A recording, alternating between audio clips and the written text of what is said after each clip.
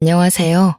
현재 초등학교 3학년이 된 아들과 함께 부산에서 살고 있는 30대 후반 여성입니다.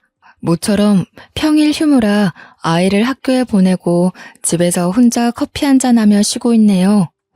가끔씩 유튜브로 음악을 듣기도 하고 챙겨보지 못했던 드라마도 많이 보고요. 세상 사는 이야기를 듣고자 여러 사연을 많이 청취하고 있는데요.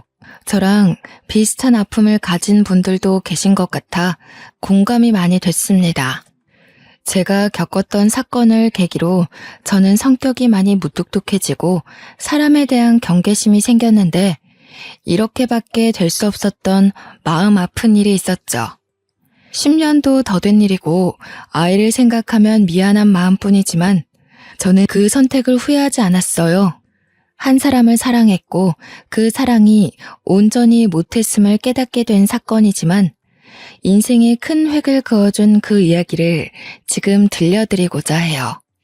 저는 부산에 있는 영어학원에서 강사로 10년째 근무 중에 있습니다.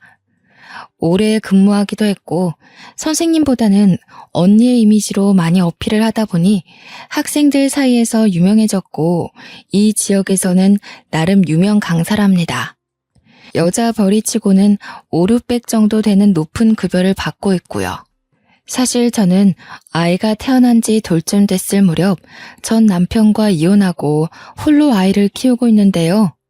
제가 이혼을 하게 된 기막힌 사연에 대해서 이야기를 해드릴게요. 저희 집은 대대로 변호사, 의사를 배출한 소위 말하는 사자 집안입니다. 요즘 사람들 말로 금수저라고 하던데요. 그렇다고 해서 집안 분위기가 TV 드라마처럼 엄격하고 무거운 분위기는 아니에요. 물론 분위기에 휩쓸려 공부를 해야 한다는 강요 또한 하지 않았고요. 자유분방한 편이죠. 검소하게 생활하며 쓸데없는 집안 자랑도 하지 않고 여느 평범한 가정집이었습니다. 저도 친구들과 동네 문방구에서 불량식품도 사 먹고 분식집에서 떡볶이도 먹는 말괄량의 이팔청춘 소녀였으니까요. 한 번은 어렸을 적 할아버지 생신이었을 거예요. 옛날 분이시라 생일이거나 명절 같은 큰 행사는 동네 사람들도 챙겨야 해서 온 가족이 모여 음식도 해먹고 왁자지껄 수다도 떨었죠. 사촌 형제들이 나이가 비슷한 또래여서 외동이었던 저는 친척들이 오는 것을 좋아했었답니다. 할아버지가 형제들을 불러 훌륭한 사람이 되어야 한다고 늘 말씀하시곤 했죠. 술을 한잔 하시고는 잠시 바람을 쐬셔야 한다며 집 앞 산책을 하신다길래 제가 같이 가드렸어요. 따뜻한 할아버지의 손을 잡고 동네 골목 어귀를 거닐고 있는데 공원 벤치에 앉아 잠시 쉬자고 하셔서 근처 자판기에서 따뜻한 커피 한 잔을 가져와 드렸죠. 지훈아, 이 할아비가 늘 똑같은 말만 해서 지루하지? 노파심에 너희들에게 말을 해주다 보니 듣기 싫어할 수도 있을 것 같아서 말이오. 그래도 이 할애비가 하는 말 곡해하지 않고 잘 알아들을 수 있지? 이 할아비가 싫지 않아? 에이, 할아버지, 무슨 말씀을 그렇게 하세요? 당연한 말씀을 하신 건데요. 할아버지 말씀처럼 저희가 공부 열심히 해서 훌륭한 사람이 되어야 세상 사는 데 있어서 부족함 없다는 걸 누구보다 저희가 잘 아는걸요. 큰아빠댁이나 다른 사촌 형제들 다 그렇게 생각하고 있어요. 너무 걱정 마세요. 그렇다면 다행이구나. 난 우리 손주 녀석들이 꼰대 양반이 또 한 소리 하는구나 아니 곱게 생각할 줄 알았지. 이 늙은이가 은근히 소심하제. 왜 그러는지 이야기해 줄 테니 잘 들어봐. 그렇게 할아버지는 너털 웃음을 지으시며 말씀을 이어나가셨죠. 증조 할아버지께서는 어려서 부모님을 여의고 어느 양반집에서 머슴살이를 하셨다고 해요. 비록 집에서 심부름과 허드렛 일을 도반타 하셨지만 양반 댁에서는 오갈 데 없는 어린 할아버지를 거둬주셨고 자식처럼 대해주셨다고 했는데 알고 보니 주변에서 덕망이 높기로 소문난 분들이셨대요. 부산에서 최첨단 댁 하면 누구나 알 정도로 덕망이 높은 분들이셨죠. 증조 할아버지는 그 은혜를 잊지 않으시려 누구보다 열심히 일을 하셨답니다. 1900년대 초반 증조 할아버지가 성인이 되셨을 무렵에 토지 소유권을 확립한다는 명분으로 일제가 얼토당토 않는 이유를 들어 양반들의 토지 수탈을 일삼았다고 해요. 그 양반 집은 농사를 크게 짓고 땅을 많이 가진 부자였는데 일본 놈들에게 빼앗기느니 우리가 잘 먹고 잘 살아야 쌓을 수 있다며 모든 재산을 독립자금으로 환원하고 일부는 할아버지를 비롯한 머슴살이를 하던 분들에게 나누어 주셨대요.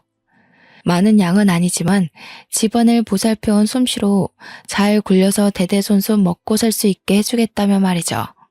전쟁을 준비하느라 군량미가 부족했던 일제는 아니나 다를까 양반댁을 목표로 삼고 어떻게든 재산을 몰수하려 했다고 해요. 당시 논을 증여받으신 게 있는데 군량미를 확보하기 위해서 상납하다시피 일본에 넘겨졌는데 할아버지는 그 시기에 논에서 나는 쌀을 이용해 쌀 장사를 하셨다고 합니다.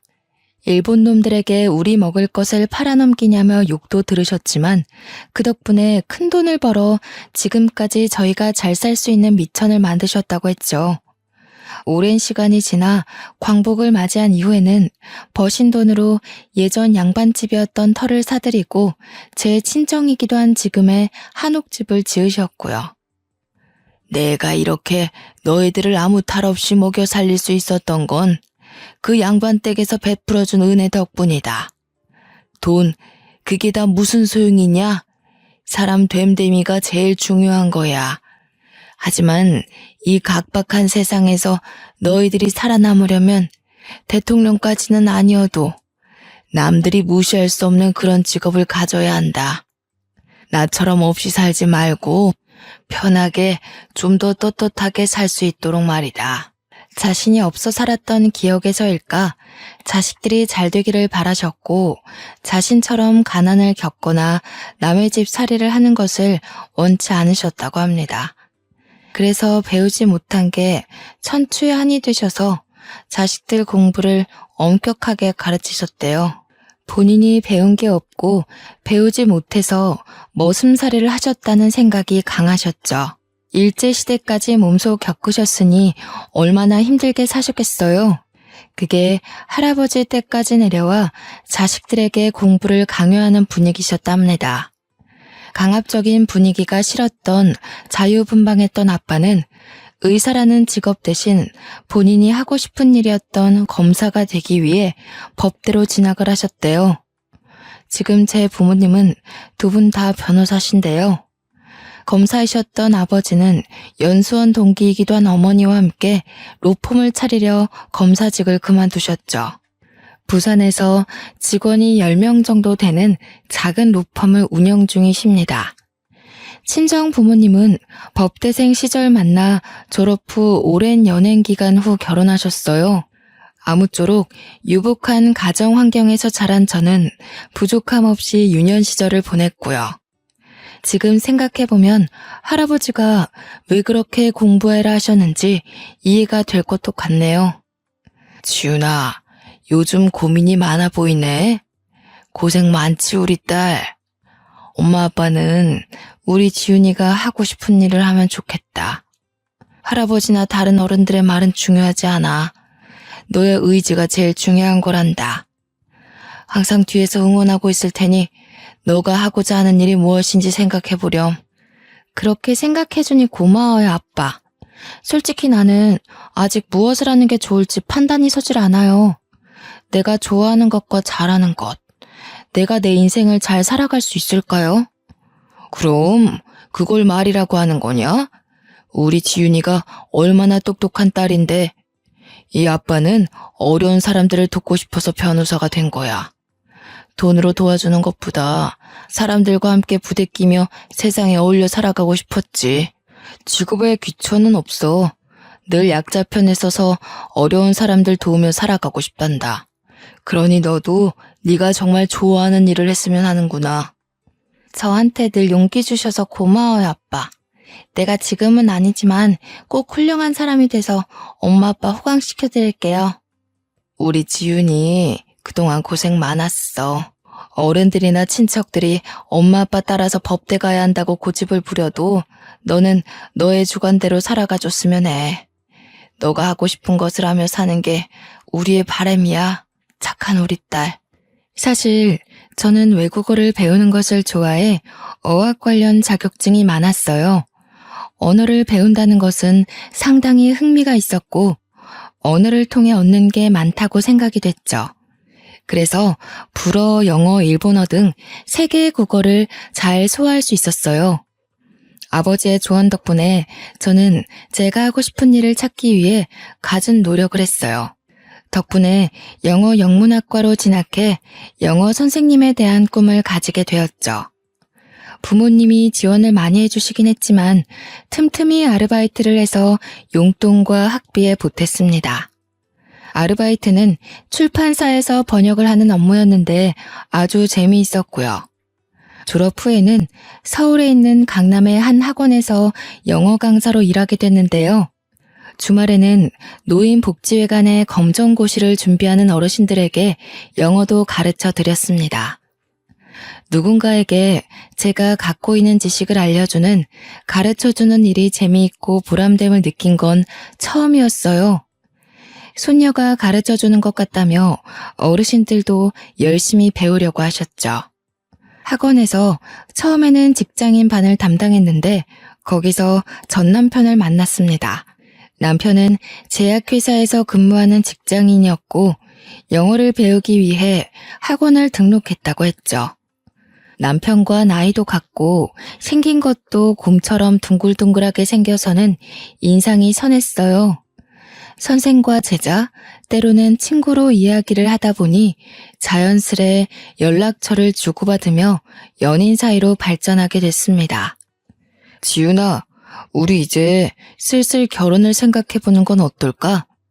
너랑 나도 이제 곧 30이고 자리도 어느 정도 잡았는데 연애 그만하고 나랑 결혼해서 행복하게 살자.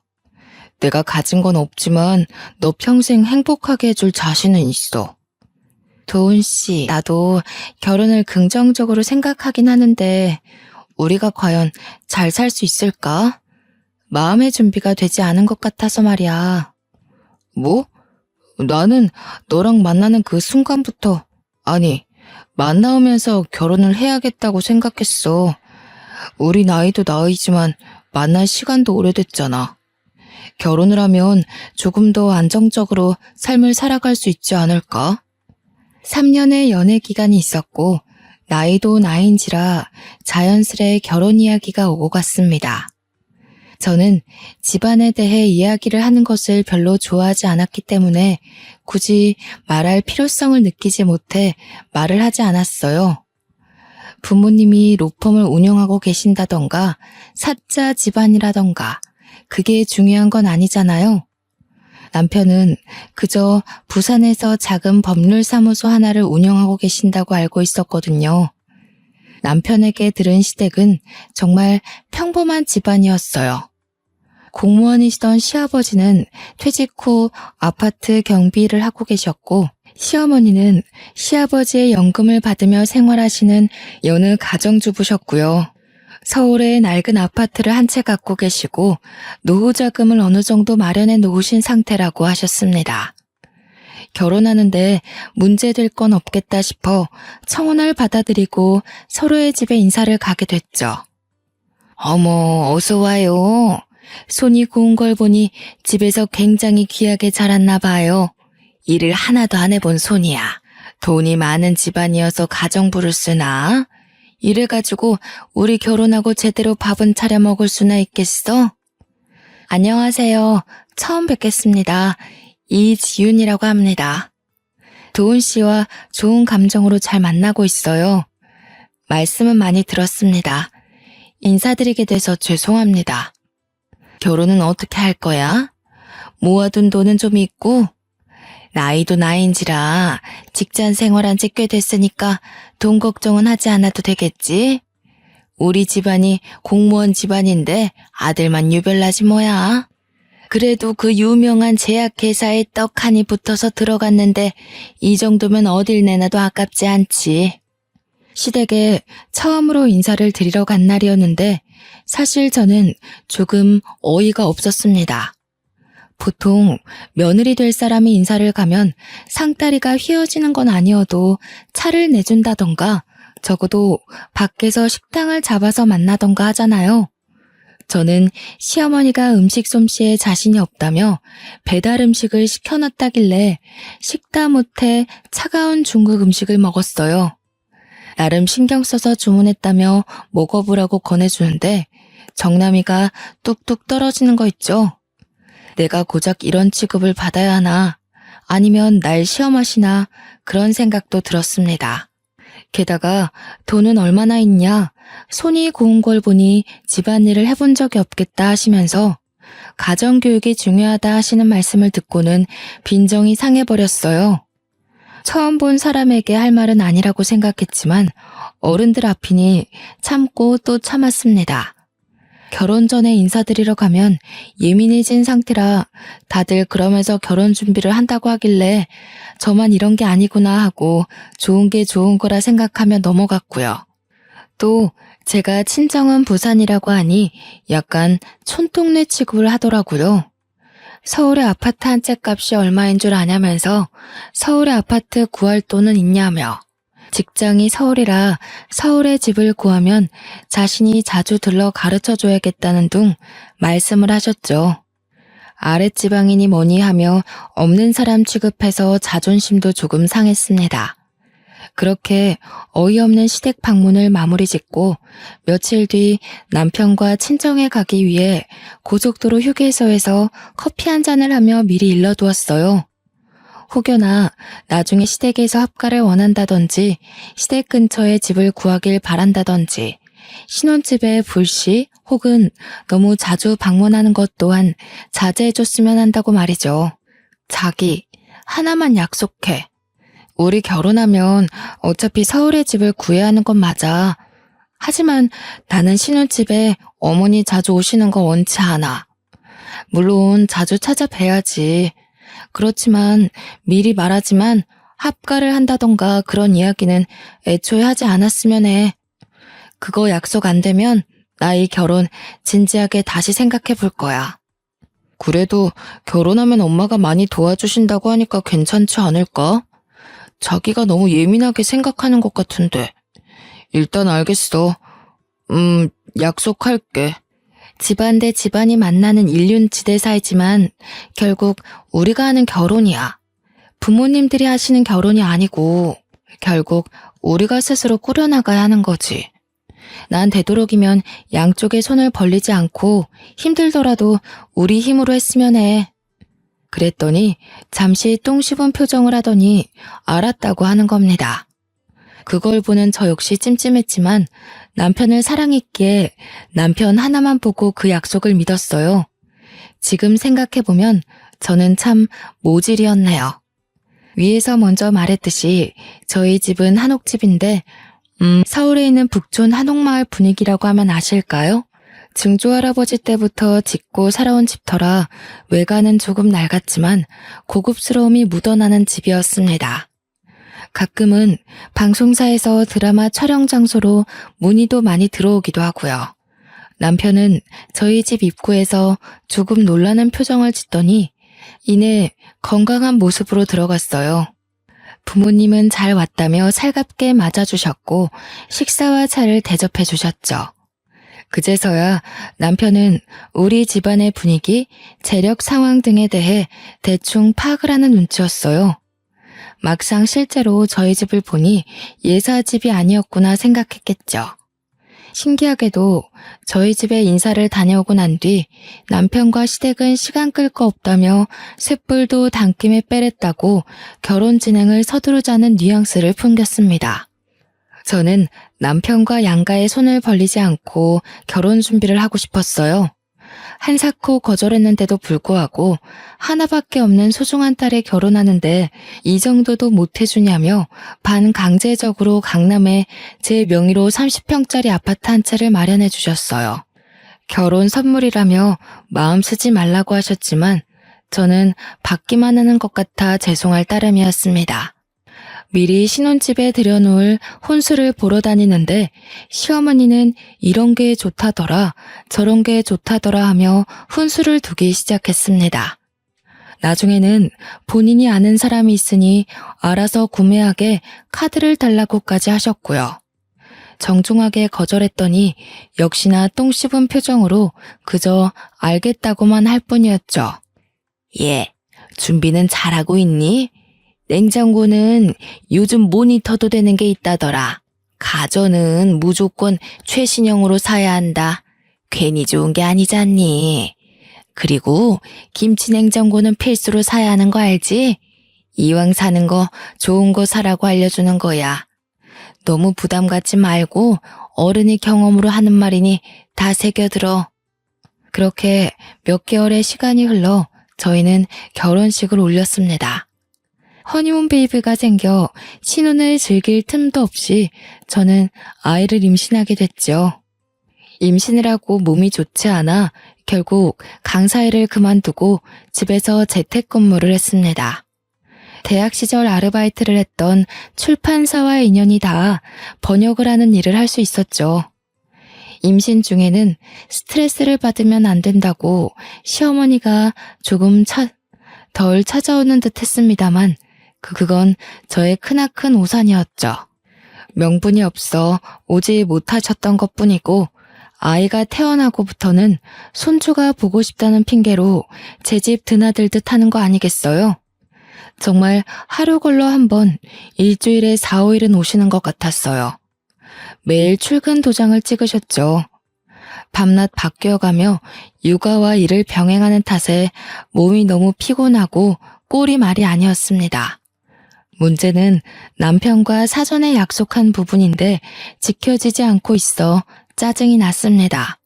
한 번은 밤을 꼴딱 새고 모유 수유를 하고 잠든 아기 옆에서 겨우 쪽잠을 자나 싶었는데 너무 자연스럽게 비밀번호를 누르고 들어오셔서는 커피와 다과 좀 내오라고 하시는 거예요. 집 비밀번호는 어떻게 하셨냐 물으니 남편이 편하게 다니라며 알려줬다지 뭐예요. 저는 너무 기가 막혔고 그 뒤로 합가한 것과 다름없는 생활이 시작되었어요. 그 시기에는 정말 이혼을 수백 번, 아니 수도 없이 되새겼습니다. 바보같이 아무 말도 안 하고 있었냐고요? 그럴 리가요. 저도 이렇게는 도저히 못 살 것 같아 시어머니께 정중하게 말씀드렸죠. 뻔한 대답만 돌아올 뿐이었고 소용이 없었습니다. 진짜 막무가내였어요. 내가 엄마가 돼서 우리 아들 집에 온다는 게 뭐가 문제니? 우리 귀한 손주 보러 오는 거니까 너는 너 볼일을 보면 되지 않니? 나 신경 쓰지 말고. 그리고 내 고등학교 동창들이 도훈이가 성공했다고 사는 집 좀 구경하고 싶다길래 내가 와서 식사라도 하고 가라고 했다.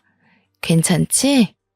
설마 했는데 정말로 고등학교 동창분들이 오셨어요.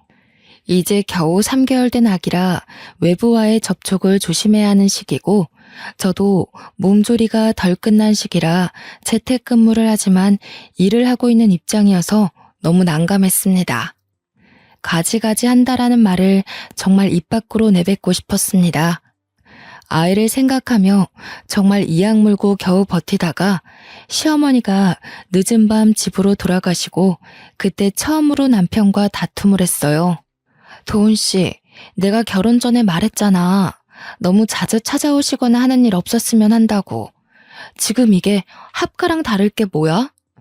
아직 아기도 어린데 손님들 잔뜩 데리고 오시고 어머니 오시면 손도 안 씻고 수호 만지시잖아.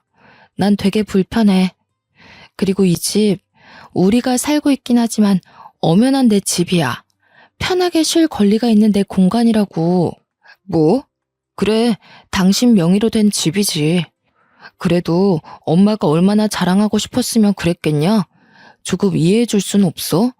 왜 이렇게 예민하게 구는 거야? 그냥 당신이 조금만 양보하면 안 돼? 와서 수호도 봐주시고 편하잖아.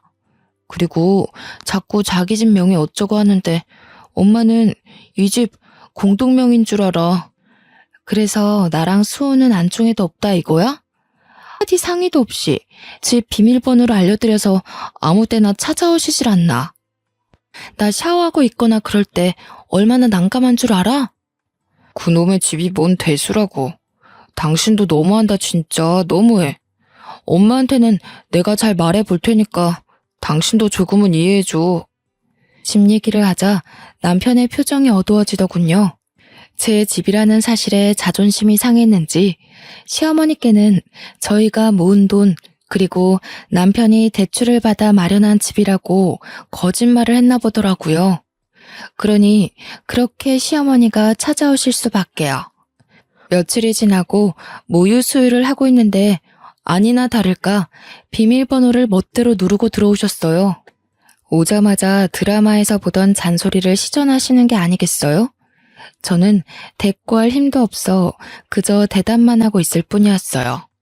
아니, 대답하고 싶지 않았죠. 예, 아무리 애보고 일한다 치지만 집안 꼴이 너무 엉망이지 않니? 시애미가 왔는데 가만히 앉아서 왔냐고 대꾸라도 해야 하는 거 아니니? 모유 수유는 또 자세가 왜 그 모양이야. 다 하면 저녁 준비 좀 하거라. 오늘 볼일을 좀 보고 왔더니 너무 배고프다 얘. 그런데 정말로 문제인 건 이러한 행동을 남편이 있을 땐 하지 않으신다는 겁니다. 어떻게 하는지 출장을 가거나 야근을 할 때만 오셔서는 저렇게 난리신 건지. 저는 너무 스트레스를 받아 시어머니가 돌아가신 뒤 친정 부모님께 이야기를 했어요. 그랬더니 다음날 아침 비행기로 바로 서울에 올라오시더라고요.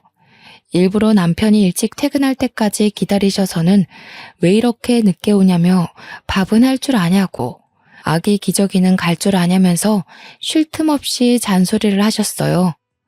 당연히 시어머니도 와 계셨고 저희 부모님이 계신 걸 보고 놀라신 눈치셨고요. 육아는 같이 해야 한다며 시어머니가 있든 없든 남편을 다그치셨는데 얼마나 꼬숩던지 속이 다 후련했습니다. 당황하며 땀을 삐질삐질 흘리는 남편놈의 모습을 보자니 10년 묵은 체증이 내려가는 것 같았어요. 그리고 맛있는 거 사 먹으라며 저한테 보란듯이 용돈도 주고 가셨습니다. 시어머니는 일이 있다고 얼굴이 시뻘개지셔서는 다음에 다시 오겠다고 하시더니 가셨고요.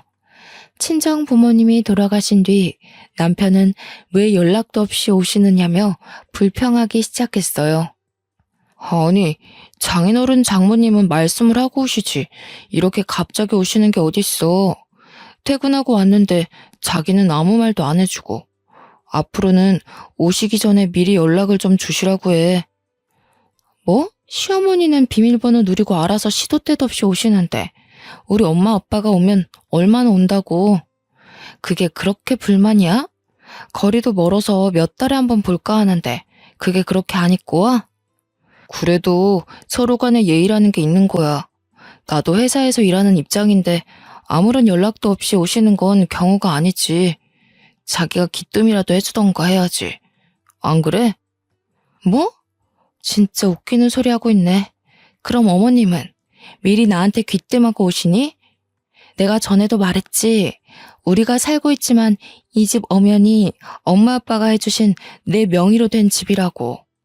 우리 엄마 아빠가 올 권리는 당연히 있는 거 아니야? 어떻게 한마디를 지지 않냐. 엄마 당신 걱정돼서 오는 거고 수 보고 싶어서 오시는 건데 그것도 이해 못 해줘? 아무튼 나 피곤하니까 나중에 이야기해. 결국 도저히 안 될 것 같아 저도 제 일을 하기 위해 베이비시터를 고용했습니다. 제가 욕심이 많아서인지는 모르겠지만 육아와 일을 병행하니 피곤하고 힘들었지만 일을 포기할 순 없었거든요. 베이비시터를 고용한 사실을 알게 된 시어머니는 노발대발하셨어요. 비싸게 뭐하러 그런 돈을 들이냐며 차라리 애를 봐줄 테니 자기를 주라며 윽박을 지르기도 하셨고요. 아기를 케어하고 있는 시터 이모님 옆에서 훈수를 두기도 하셨어요. 이모님도 불편한 걸 느끼셨고 저는 어머니께 자주 안 오셔도 된다고 말씀드렸지만 아니나 다를까 매번 똑같은 레파토리로 대답하셨고요. 예, 수애미야. 나는 너를 이해하다가도 이해할 수가 없구나. 시어머니가 이렇게 자주 오고 애도 봐주고 하면 감사합니다 하고 용돈을 드려도 모자랄 판인데 베이비시터라니. 그 사람 믿을 만한 사람인 거야? 어머니, 저 수호 보면서 일도 해야 하고요. 믿을 만한 사람 고용한 거고요. 솔직히 어머니 너무 자주 오시는 것 같아요. 막상 오시면 커피 드시고 낮잠만 주무시고 가시는데 수호 봐주시지도 않잖아요. 저 일도 해야 하는데 너무 힘들어서 고용했어요. 아니, 내 귀한 손주를 왜 남의 손에 맡겨 키운다니? 너 제정신인 거야? 내가 내 아들 집에 자주 드나들면서 애만 보고 너를 좀 소홀하게 대했기로써니 너 그래도 내가 시엠인데 나한테 그렇게 하면 안 된다. 너 그러다가 어디 가서 못 배웠다는 소리 들을까봐 걱정이야. 스트레스를 너무 받은 탓에 더 이상 대꾸림도 없었습니다. 그 뒤로도 너무나도 당연하게 낮, 밤. 심지어 새벽에도 맘대로 드나드는 통에 저는 참고 있던 성질이 폭발하기 일보 직전이었습니다. 새벽에 아이 분유를 타며 이대로는 못 살겠다 생각이 들었어요. 산후 우울증이 이래서 오는구나 싶었다니까요. 매번 친정 부모님을 부를 수도 없는 노릇이었고 내 집을 자기 집처럼 생각하는 시어머니가 너무 싫었습니다. 이 집 제 명이라고 아드님은 몸만 들어와 사는 거라고 소리치고 싶었지만 남편 놈의 자존심마저는 건들 수는 없었기에 홀로 눈물을 삼켰어요. 무엇보다 결혼 전 약속에 대해 하나도 지켜지는 부분이 없어서 남편에게 실망감이 컸고요. 그래도 좋게 해결해 보려고 아이를 재우고 남편과 이야기를 하기 위해 거실에 커피를 마시며 테이블에 앉아 있었습니다. 씻고 있는 남편 휴대폰으로 문자 메시지가 오는 게 아니겠어요? 늦은 시간에 누군가 하고 들여다보는데 시어머니였어요. 그래, 이번 달은 얼마나 보내줄 거냐? 라는 메시지였습니다. 잠가놓지 않았기에 궁금했던 저는 메시지를 들여다보았어요. 남편과 시어머니가 나눈 대화 내용은 아주 기가 찼습니다. 결혼하고 혼인신고하고 아이까지 있으니 지가 뭘 어쩔 거냐면서 심호알기를 우습게 한다는 둥, 돈만 많으면 뭐하냐며 저를 흉보는 메시지가 가득했거든요. 더군다나 수시로 돈이 빠져나간 출금 기록 문자들도 덜어 있었고요. 혹시 몰라 빠져나간 내역을 살펴보니 공동생활비 통장이었습니다. 남아있는 금액도 너무 터무니없었지만 매번 적게는 몇십만 원, 크게는 몇백만 원이 출금된 기록을 보고 화가 났어요. 그것도 시어머니 이름으로 된 계좌로요. 너무 기가 막힌 탓에 남편이 나오자마자 쏴붙였어요. 자기, 이거 뭐야? 우리 모은 돈 다 어디 있어? 왜 나한테 한마디 상의도 없이 돈을 쓴 거야? 어디에 썼어 도대체? 이 통장에 왜 이거밖에 없냐고. 설명을 좀 해봐. 그게 사실 엄마 드렸어. 전세금 올려달라는데 돈이 없다고 하셔서 조금 보태드렸고. 그리고 생신이신데 필요한 거 샀으라고 용돈도 드리고. 하나밖에 없는 아들인데 뭐라도 해드려야 하지 않겠어? 그걸 말이라고 해? 적어도 나랑 상의는 했어야 하는 거 아니야? 이 돈 나랑 자기랑 같이 모은 돈이야. 그리고 막말로 내가 더 많이 보탰으면 보탰지. 한 푼도 아니고 그게 말이 돼? 그리고 우리 이제 수호도 있어서 언제 어떻게 돈이 필요할지 모른다고 내가 누누이 말했을 텐데 그걸 한마디 상의도 없이 덜컥 어머니를 드릴 생각을 해? 당신 미쳤어? 뭐? 미쳐? 그래. 부부 공동명의면 누가 써도 상관없는 거 아니야? 돈을 안 벌 것도 아니고 채워놓으면 되잖아. 아직 수호 어리고 들어갈 돈이 뭐가 있다고 그래? 그리고 막말로 우리 엄마가 남이야? 당신이 너무 예민하게 구는 것 아니냐고. 그깟 돈 얼마나 된다고 그걸로 이렇게 예민하게 굴 일이야? 그래, 돈은 썼다 치자. 그리고 어머니한테 용돈을 안 드린 것도 아니잖아. 매달 100만 원씩 꼬박꼬박 보내드렸어. 그게 적은 돈이야? 어머니가 나에 대해서 안 좋은 말도 하셨던데. 당신은 그걸 듣고 왜 가만히 있어? 당신도 나를 그렇게 생각하고 있던 거야? 정말 당신 내 남편 맞아? 아니, 그러게 왜 남의 휴대폰을 훔쳐보고 그래. 그래, 어머니가 당신 흉 좀 봤다. 당신이 오죽 엄마한테 서운하게 했으면 그랬겠냐? 당신도 생각이란 걸 좀 하고 살아. 당신이 너무했단 생각 안 들어? 아들이 엄마 하소연도 못 들어주냐? 당신 수호 기저귀 제대로 갈아본 적이나 있어? 야근한다고 늦게 들어와서 피곤하다고 씻고 자버리고. 그래, 그래도 이해했어. 피곤할 테니까. 그런데 나는 제대로 씻을 시간이라도 있었니? 수호 깰까봐 씻으면서도 눈치 보고 막무가내인 어머니까지. 양심이 있으면 자기가 알아서 행동해야 하는 거라고. 내가 어디까지 이해해야 돼?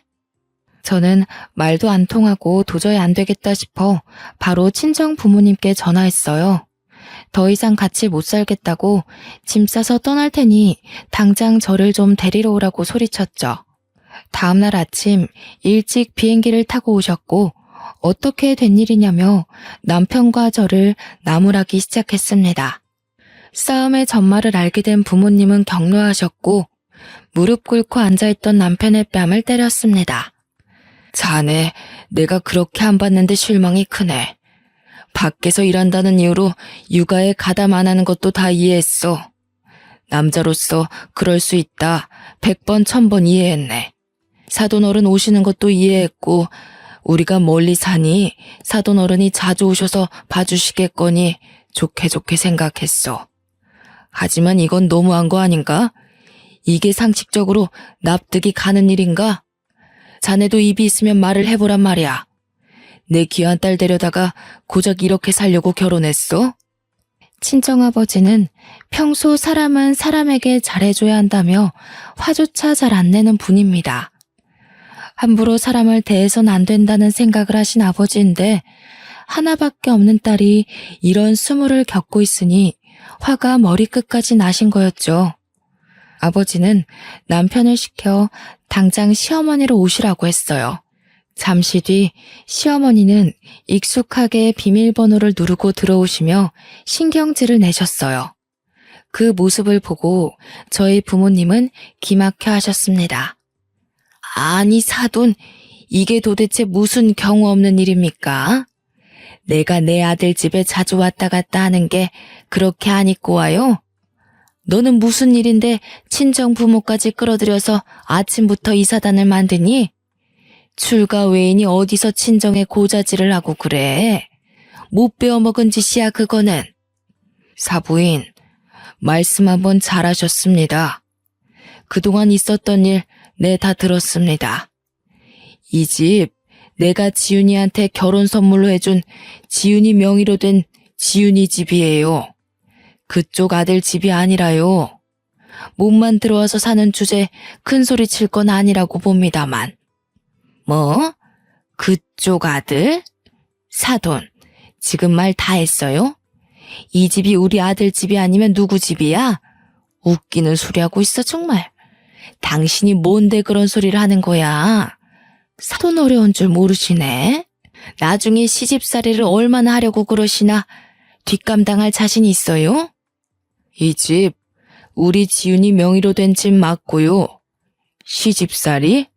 그거 더는 못하게 할 겁니다. 내가 변호사 짬밥만 몇십 년인데 어디 해볼 테면 해보세요, 사돈. 내가 할 수 있는 조치는 다 할 겁니다. 조만간 김서방 앞으로 이혼 서류 보낼 테니 도장 찍을 준비나 하세요. 뭐? 변호사 그렇다고 누가 겁먹을 줄 알아? 변호사면 다 해요? 어디 해볼 테면 해봐요. 그에 비해 그 딸이라더니 따박따박 버릇없이 하는 게 네 친정아버지를 닮았었구나. 장인어른, 제가 잘못했습니다. 한 번만 봐주세요. 다시는 지윤이 고생시키는 짓 하지 않겠습니다.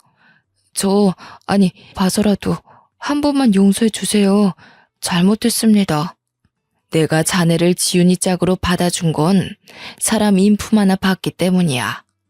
가진 거 없이 몸만 들어와도 있는 사람이 하면 된다고 생각했지. 돈은 문제가 아니었어.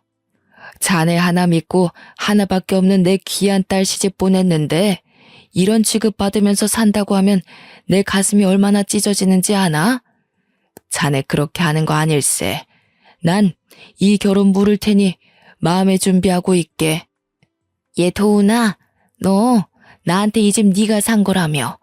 네가 모은 돈으로 대출 껴서 겨우 샀다며. 돈 별로 안 들어갔다고 마음대로 오라고 그랬잖아. 너 엄마한테 거짓말한 거니? 사실 그대로입니다. 이 집 지윤이 집이고 오늘 이후로 서로 볼 일은 없을 겁니다. 혹시나 용서라도 바란다면 꿈에도 꾸지 말게. 지윤이 너도 지금 당장 짐 싸. 자네는 지금 당장 사돈을 모시고 이 집에서 나가는 게 좋을 게야. 부모님이 변호사라는 사실을 뒤늦게 한 시어머니는 뒷목을 잡고 휘청거렸습니다. 엄포를 놓는 아버지 앞에서 꿀먹은 벙어리가 된 남편은 시어머니를 모시고 시댁으로 갔고요. 그 뒤로 더 말할 것도 없다며 앞으로 살 길이 내다 보인다고 바로 이혼 서류를 준비했죠. 저는 그 길로 부모님을 따라 간단한 짐을 챙겨 부산으로 내려가며 부동산에 신혼집을 내놓았습니다. 더 이상 살 가치가 없는 집이었고 부모님이 사주신 소중한 집이었지만 부모님도 그렇게 더럽혀진 집 더 이상 살 가치가 없다며 처분하라고 하셨어요. 시어머니는 그제서야 미안하다며 사과를 했지만 저의 결심은 변하지 않았고요. 저는 바로 이혼 서류를 준비해 남편의 짐과 함께 시댁으로 보냈어요. 남편은 미안하다며 시어머니와 함께 부산에 찾아오기까지 했지만 매몰차게 대했어요. 그동안 몰래 쓴 돈까지 뱉어내고 싶지 않으면 조용히 이혼 서류에 도장을 찍으라고 엄포를 놨죠. 처음에는 위자료와 재산 분할을 청구할 거라며 이혼 소송을 하겠다며 완강하게 버텼지만 저희 부모님이 누굽니까? 변호사시잖아요. 말할 형편되면 얼마든지 하시라고 엄포를 놓으셨죠. 그럴 형편이 되질 않았던 시어머니와 남편은 결국 이혼 서류에 도장을 찍었고요. 그 뒤로도 아이가 보고 싶다며 연락을 취해오긴 했지만 그조차 허락을 하지 않았습니다. 남편은 육아에 대한 기여도가 전혀 없었고 아이를 핑계로 어떻게 해볼 속셈인 걸 저는 뻔히 알고 있었기 때문이었죠. 1년쯤이 지났을 무렵 시아버지가 연락이 오셔서는 저에게 사과를 하셨고 아이의 근황이 궁금하다며 사진을 보내줄 수 없냐시길래 몇 장 보내드렸는데요. 시아버지는 고맙다며 괜한 못난 집안의 시집와 고생만 하다가 가서 자신이 미안하다고 다시는 연락을 하지 못하게 하겠다고 하셨죠. 사실 이혼을 하고 난 뒤에도 간간히 아이를 핑계로 남편과 시어머니가 연락을 해왔거든요. 어찌된 일인지 그 이후로는 시댁과 일체 연락을 하는 일이 없었습니다. 지금은 시간이 지나 저도 많이 안정이 되고 괜찮아졌는데요. 아이에겐 미안하지만 그때 이혼하지 않았으면 아마도 지금까지 불행하게 살았을 거예요. 아이에게 좋은 것만 보여주고 싶고 들려주고 싶은 거 모든 부모의 심정이잖아요. 아무쪼록 그 이후로 저는 부산에 정착해 살며 영어 학원 강사 일을 다시 시작했어요. 벌이도 괜찮고 나름 유명해지기도 해서 아이와 함께 만족하며 살고 있죠. 아빠의 빈자리를 느낄 만도 하지만 부족함 없이 키우려 제가 많이 노력하는 걸 아는지 아이는 엄마만 있으면 된다며 오히려 저를 위로해줍니다. 사촌 형제들도 각자 결혼해 가정이 있지만 고맙게도 올케들이 서로 나서서 저희 아이도 같이 챙겨주고요. 아이들끼리도 잘 어울려서 가족의 정을 느끼며 하루하루 재밌게 살아가고 있답니다. 아이는 초등학교를 졸업하면 미국으로 저와 함께 유학도 갈 예정입니다. 저도 따라가 아이의 뒷바라지를 하며 이곳에서의 기억은 묻어두고 올 거고 제가 좋아하는 영어 공부를 좀 더 해보고 싶기도 하거든요. 나중에 유학을 끝내고 돌아와서는 영어 학원을 새로 차릴 거랍니다. 비록 저는 아이를 혼자 키우는 이혼녀이지만 앞으로 더 당당하게 살아가려고 노력할 겁니다. 그게 저와 아이를 위한 길이기도 하고요. 제 인생에는 밝을 날만 가득할 거라고 굳게 믿고 있어요. 제 긴 사연을 읽어주셔서 감사합니다. 여러분도 항상 행복하시길 바래요.